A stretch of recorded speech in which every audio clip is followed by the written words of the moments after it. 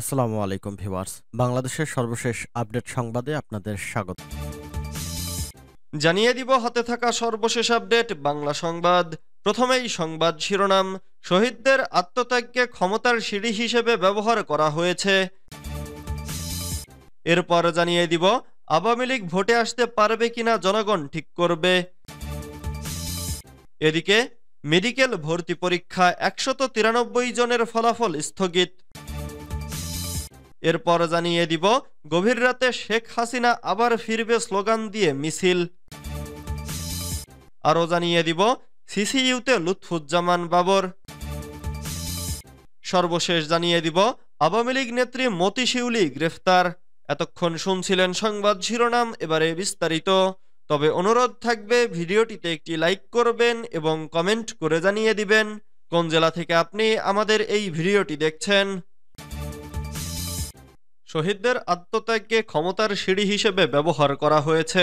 বিপ্লবী ওয়ার্কার্স পার্টির সাধারণ সম্পাদক সাইফুল হক বলেছেন, গত ৫৪ বছরে ক্ষমতার জন্য লাখ লাখ শহীদদের আত্মত্যাগকে ক্ষমতার সিঁড়ি হিসেবে ব্যবহার করা হয়েছে, কিন্তু তাদের স্বপ্ন আকাঙ্ক্ষা বাস্তবায়ন করা হয়নি। শহীদ আসাদ দিবস উপলক্ষে সোমবার ২০ জানুয়ারি সকালে ঢাকা মেডিকেল কলেজের সামনে আসাদ স্মৃতিস্তম্ভে বিপ্লবী ওয়ার্কার্স পার্টির পক্ষ থেকে পুষ্পস্তবক অর্পণ করা হয় এবং শহীদ আসাদের সংগ্রামী স্মৃতির প্রতি শ্রদ্ধা জ্ঞাপন করা হয়। শ্রদ্ধা পরিদর্শনের পর উপস্থিত নেতাকর্মী ও গণমাধ্যমে প্রদত্ত বক্তব্যে সাইফুল হক একথা বলেন। আওয়ামী লীগ ভোটে আসতে পারবে কিনা জনগণ ঠিক করবে। জামাতে ইসলামীর কেন্দ্রীয় কর্মপরিষদ সদস্য ও ঢাকা মহানগরী উত্তরের সেক্রেটারি ডক্টর মোহাম্মদ রেজাউল করিম বলেছেন, বিগত দিনে আওয়ামী লীগ ভোটের রাজনীতি করেনি, তারা ভোটকে পছন্দ করে না, সুতরাং আগামী দিনে সবাই ভোটে আসতে পারবে। তবে আওয়ামী লীগ ভোটে আসতে পারবে কিনা তা এদেশের জনগণ ঠিক করবে।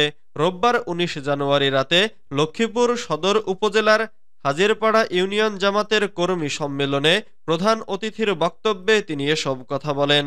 এ সময় রেজাউল করিম বলেন, আওয়ামী লীগ দেশকে একটি মৃত্যুপুরীতে পরিণত করেছে।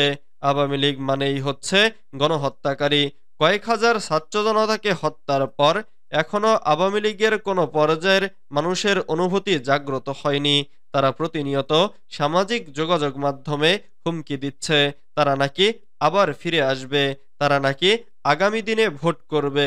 তিনি আরো বলেন, শেখ হাসিনা যে দেশে গিয়ে পালিয়েছে সে ভারত আজকে আমাদের সীমান্তকে অস্থিতিশীল করার চেষ্টা করছে। সে দেশের সেনাবাহিনী বলছে, নির্বাচিত সরকার আসা ব্যতীত বাংলাদেশের সঙ্গে সম্পর্ক স্বাভাবিক হবে না। আমরা ভারতকে বলে দিতে চাই, গত ১৫ বছর আপনাদের সঙ্গে যাদের সম্পর্ক ছিল সেই আওয়ামী লীগ জনগণের নির্বাচিত সরকার ছিল না। আপনারাও কিন্তু অনির্বাচিতদের সঙ্গে গাঁটছড়া বেঁধেছিলেন।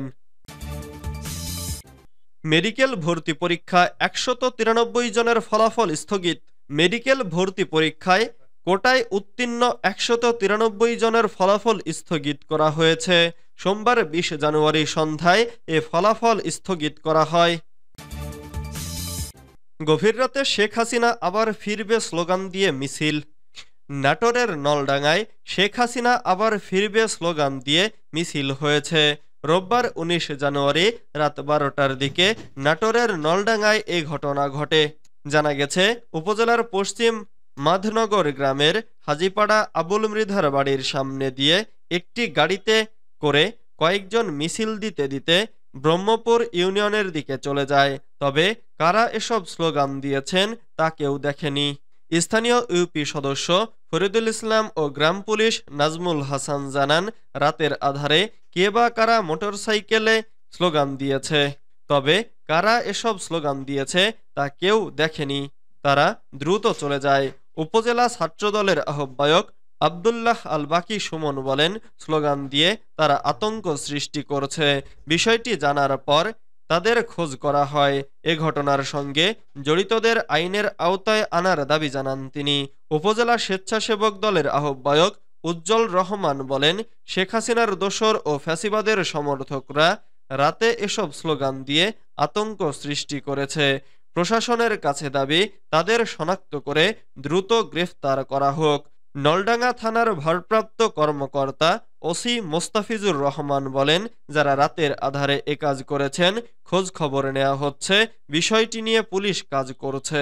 উল্লেখ্য, শুক্রবার 17 জানুয়ারি রাতে উপজেলার মাধনগর বাজার, মাধনগর ডিগ্রি কলেজ, এসআই উচ্চ বিদ্যালয় বাজারের প্রবেশ মুখে বাজেহালতি ব্রিজ, আনসি মোড়, ইউনিয়ন পরিষদ কার্যালয় এলাকার দেয়ালে দেয়ালে জয় বাংলা স্লোগান লেখা হয়।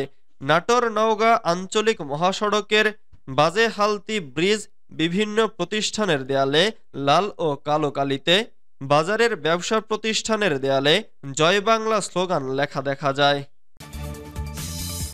সিসিইতে লুৎফুজ্জামান বাবর বুকে ব্যথা নিয়ে রাজধানীর গুলশানের ইউনাইটেড হাসপাতালে ভর্তি হওয়া সাবেক স্বরাষ্ট্র প্রতিমন্ত্রী লুৎফুজ্জামান বাবরকে করোনারি কেয়ার ইউনিটে নিবিড় পর্যবেক্ষণে রাখা হয়েছে। সোমবার 20 জানুয়ারি তার একান্ত সহকারী মির্জা হায়দার আলী একথা জানিয়েছেন। তিনি বলেন, ডাক্তাররা নিবিড় পর্যবেক্ষণে রেখেছেন তাকে। সকালে ইকো করা হয়েছে, অন্য পরীক্ষাও চলছে।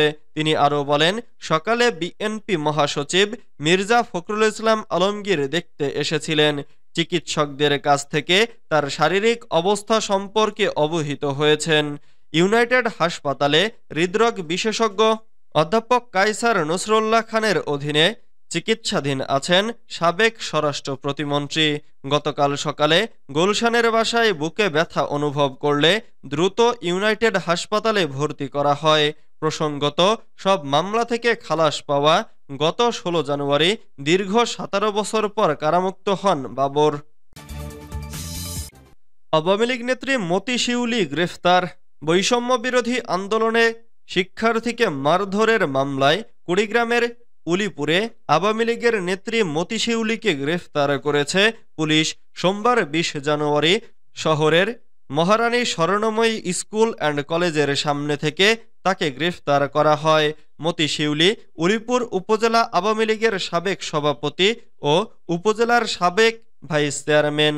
উলিপুর থানার officer in charge OC Mohammad Zillur Rahman বিষয়টি নিশ্চিত করেন। পুলিশ জানায়, 18 জুলাই Ulipur Maharani Swarnamoyee school and college ও মসজিদুল হুদার সামনে বৈষম্য বিরোধী ছাত্র আন্দোলনকারীদের তুলে নিয়ে আওয়ামী লীগ নেতাকর্মীরা বেধড়ক মারধর করেন। এ ঘটনায় মোসাব্বির হোসেন নামের এক শিক্ষার্থী বাদী হয়ে 21 নভেম্বর 40 জনের নাম উল্লেখ করে এবং অজ্ঞাতনামা আরও 180 জনের বিরুদ্ধে মামলা দায়ের করেন। ওই মামলায় মতি শিউলিকে গ্রেফতার করে পুলিশ।